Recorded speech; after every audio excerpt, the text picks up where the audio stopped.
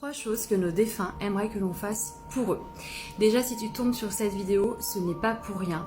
Je pense que l'un de tes défunts a un message à faire passer à travers ce que je m'apprête à te dire. Donc si c'est le cas, tu peux rester jusqu'au bout.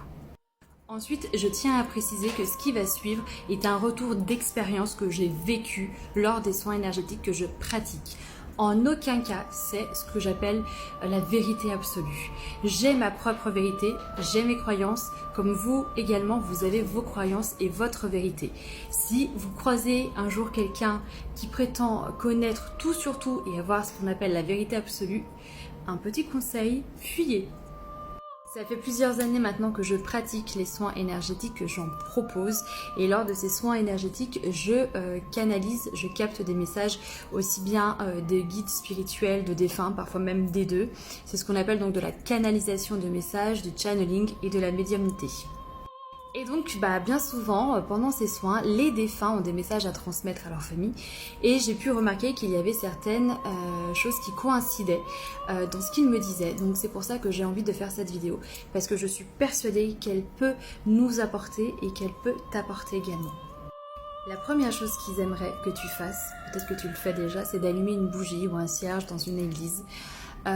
Alors ça n'a rien à voir avec l'aspect religieux, hein. La bougie elle est vraiment synonyme d'élévation, c'est quelque chose de très lumineux, hein. C'est la lumière, la bougie.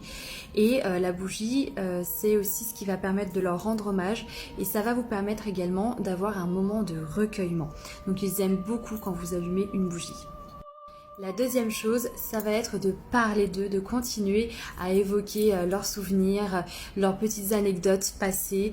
Pourquoi ? Parce qu'on a tendance, quand on vit un deuil, à se renfermer un peu sur nous, à garder tout ça à l'intérieur de nous parce que c'est trop difficile parfois d'extérioriser, de verbaliser certaines choses. On a même les émotions qui font surface et parfois on est submergé, on pleure et on a du mal à parler. Et pourtant, nos défunts aiment bien, ils aimeraient qu'on continue à parler d'eux, qu'on continue à évoquer des souvenirs passés ensemble, à se marrer, etc.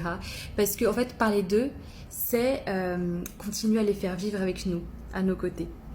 Et enfin, la troisième chose, celle qui revient systématiquement, la plus importante pour eux, mais la plus difficile pour nous, c'est de continuer à vivre, de refaire des projets, de rire aux éclats, de reprendre goût à la vie. C'est souvent, ils me disent, ça continue, c'est pas fini, je suis là. Oui, je suis plus là physiquement, mais je suis là et c'est pas fini. C'est vrai que quand on est endeuillé, quand on est dans le mal comme ça, quand on est dans le manque de quelqu'un, on a du mal avec tout ça à se dire que oui, je vais reprendre goût à la vie. Il faut du temps, mais sachez que c'est très important pour eux.